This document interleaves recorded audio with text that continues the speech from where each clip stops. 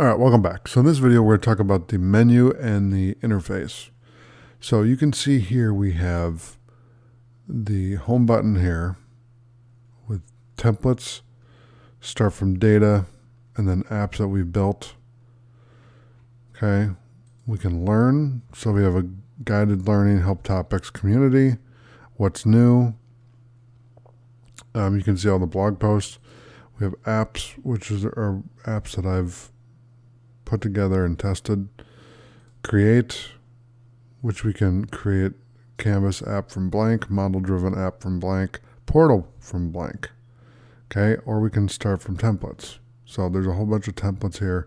So we have all and then office are the two different categories for that. Then we have data, flows,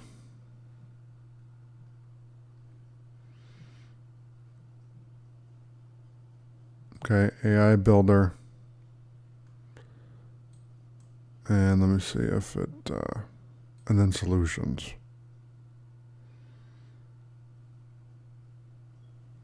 Okay, so that's the menu and interface. So thanks for watching. I'll see you in the next video.